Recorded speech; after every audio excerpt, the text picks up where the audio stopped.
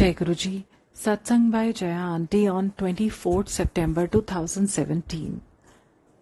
गुरु जी की संगत के लिए एक गाना है जो अक्सर गुरु जी हमें कहते हैं, साथ ही हाथ बढ़ाना, एक अकेला थक जाएगा, मिलकर बोझ उठाना। यहाँ बोझ कौन सा है और हम संगत क्या कर सकते हैं, इसकी जानकारी होनी बहुत जरूरी है।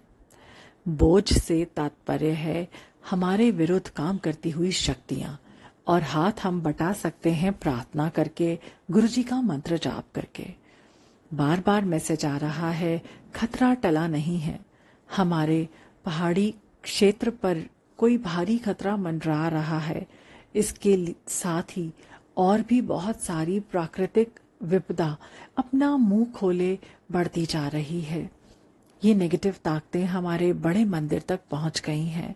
बार बार वहां से खबर आ रही है कि काफी नेगेटिविटी महसूस हो रही है। बड़े मंदिर के सेवादारों से अपील है कि वो भी अपनी सेवा के साथ साथ लगातार मंत्र जाप करते रहें। अब जिनकी ये सृष्टि है वही हमारी रक्षा करेंगे।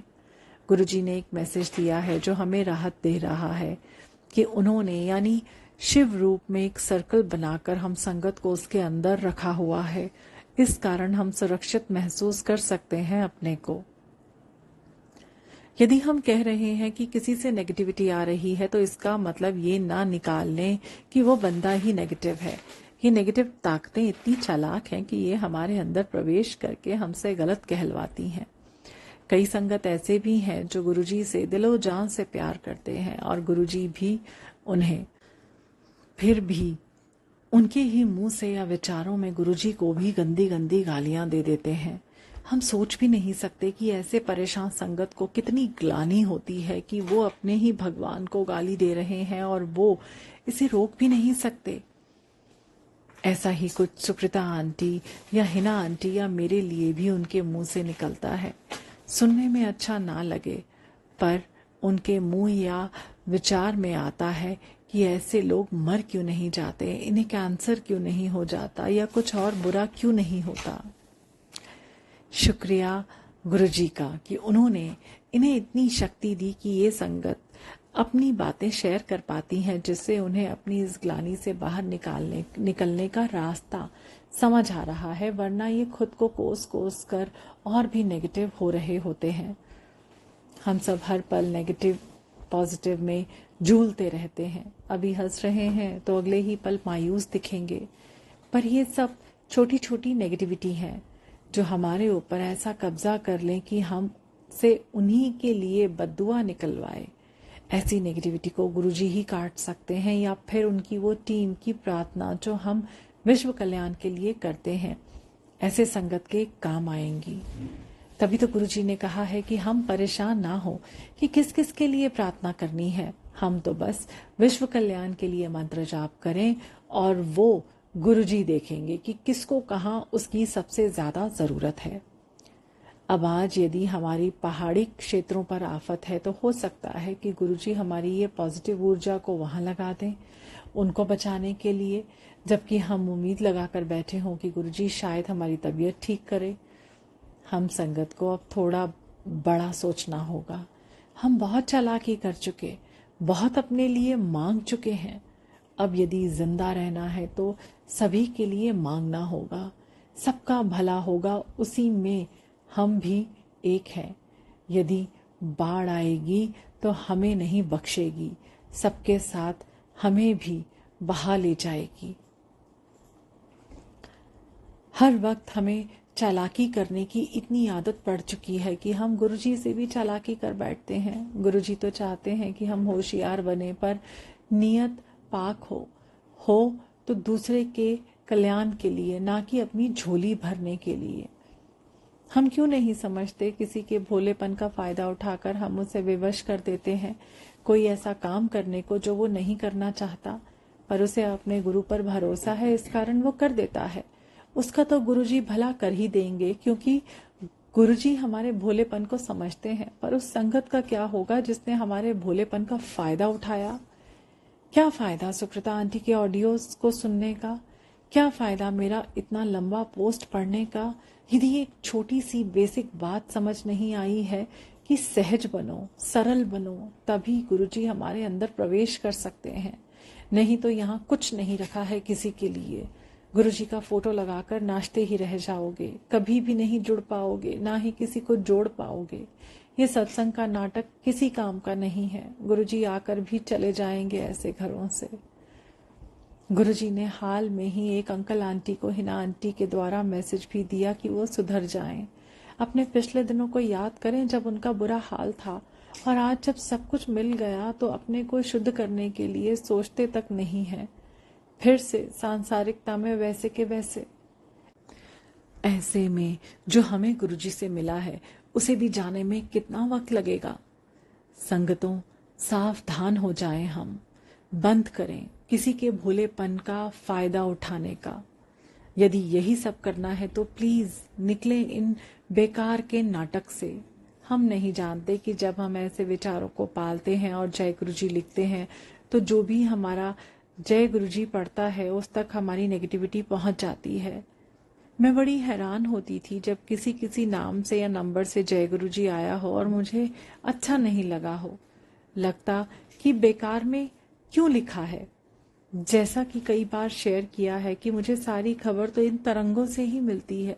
जब सामने वाला इंसान अच्छे भाव में नहीं है तो उसके लिखे जय गुरुजी से भी कुछ गड़बड़ सा ही लगेगा। आखिर सुकृता आंटी से गुरुजी क्या मैसेज दे रहे हैं? हम अच्छा इंसान बने, प्योर बने, गलत करने से, चालाकी करने से बचें। ये सब इतनी सारी कहानियां जो गुरुजी दिखाते हैं बस एक ही बात कहती है कि हम अपने को शुद्ध कर लें और गुरुजी हमारी बागडोर अपने हाथ में ले लेंगे। जबकि हम चाहते हैं कि गुरुजी हमें वो सब दें जो हमें अच्छा लगता है और ये सब पाने के लिए हमें कुछ करना नहीं पड़े। बहुत हुआ तो गुरुजी का फोटो रखकर फूल सजाकर सत्संग कर लेंगे, और क्या। हम सदियों से यही तो करते आ रहे हैं, बस चेहरा ही चेंज हुआ है। 56 करोड़ देवी देवताओं का चेहरा हम बदलते देखते आ रहे हैं। हमारी सोच नहीं बदली। जिसने भी इन चेहरों के पीछे एक परमात्मा को पहचान लिया उसका तो कल्याण हो गया। उसे अब फर्क नहीं पड़ता कि वो किस चेहरे को अपना भगवान मान रहा है। अब उसे फूल और दिए की भी जरूरत नहीं होती, क्योंकि उसे पता है कि बस देर थी अपने को एक शुद्ध इंसान बनाने की। सारे देवी देवता तो खुद ही उसके साथ रहना पसंद करते हैं। गुरुजी ने कहा है कि हम अकेले खुद को नहीं बचा सकते। इसका मतलब हम क्यों नहीं समझ पा रहे हैं। धरती इस युग के अपने अंतिम वक्त की ओर बढ़ रही है। आज हम यदि बच गए भूकंप से तो क्या हम गारंटी ले सकते हैं कि कल आने वाला जलजला से भी हम बच ही जाएंगे, या इन सब से भी बच निकले तो किसी सिरफिरे के हाइड्रोजन बॉम्ब की चपेट में नहीं आएंगे। ऐसी गारंटी तो सिर्फ इस सृष्टि को बनाने वाला ही दे सकता है कि कब वो हमें कहाँ नहीं रखेगा, जिससे वहां आने वाले खतरे से हम बच पाए। सवाल ये हो सकता है कि जब गुरुजी सक्षम है सब कुछ करने में तो वो खुद ही इस धरती को इन नेगेटिव शक्तियों से क्यों नहीं बचा लेते। यदि हम अपने ग्रंथों को उठाकर देखें, चाहे देवताओं और राक्षसों का युद्ध हो, चाहे महाभारत का युद्ध, भगवान शिव का आशीर्वाद हमेशा सच्चाइयों का साथ देने वाले के साथ ही रहा, जबकि उन्होंने सबको अपनी ब्लेसिंग्स दी हैं। देवता हो या दानव, जिसने भी उन्हें आराधा उसने उन्हें पाया। आज भी वही हो रहा है। गुरुजी हम सबके साथ हैं। उनकी सृष्टि है, क्या सही क्या गलत, हर क्रिएशन को उनका आशीर्वाद मिला है। बस चूंकि ये नेगेटिव ताकतें ज्यादा ही दुख दे रही हैं इन धरती के वासियों को, तो अब इनका अंत होना जरूरी है। और इसके लिए हथियार बनेंगी हमारी पॉजिटिविटी, हमारी प्रार्थना से मिली हुई ब्लेसिंग्स। पॉजिटिविटी जमा करनी है तो हमें ये भी ध्यान रखना होगा कि हम जानते हुए भी नेगेटिविटी तो इकट्ठा नहीं कर रहे हैं। उदाहरण के तौर पर, यदि किसी सत्संग के लिए बुलावा है और हमारे अंदर उस इंसान या उस समय के सत्संग के लिए पॉजिटिव फीलिंग्स नहीं आ रही हैं, तो मत जाएं, ना बोल दें, क्योंकि पहला खबरी हमारी अंतरात्मा ही तो होती है। यदि ऐसे विचार या फीलिंग्स आ रहे हैं तो हो सकता है कि वो संगत हमारे लिए शुद्ध या अच्छे विचार ना रखता हो, या हो सकता है कि वो अभी संगत हो ही नहीं सही मायने में, बस दिखावा या आडंबर या भेड़ चाल समझ सत्संग करवा रहे हों।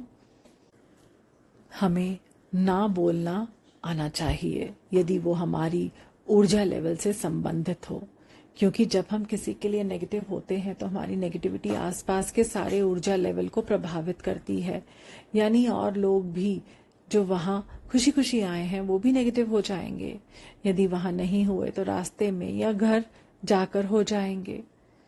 मैंने कई संगत को कितनी ही बार अनुरोध किया है कि वो प्यार से ग्रुप छोड़ दें, क्योंकि मुझे उनसे नेगेटिविटी महसूस हो रही है। कारण वो जाने, हम भगवान नहीं हैं। हम जब खुद पॉजिटिव रहेंगे तभी तो दूसरों को पॉजिटिव कर पाएंगे। इस कारण कभी कभी ना बोलना भी आना चाहिए। गुरुजी हमारे भाव को देखते हैं कि किस उद्देश्य हेतु हम ये कदम ले रहे हैं। वो हमारी मजबूरी समझते हैं और हमेशा हमारे साथ चलते हैं। जय गुरुजी।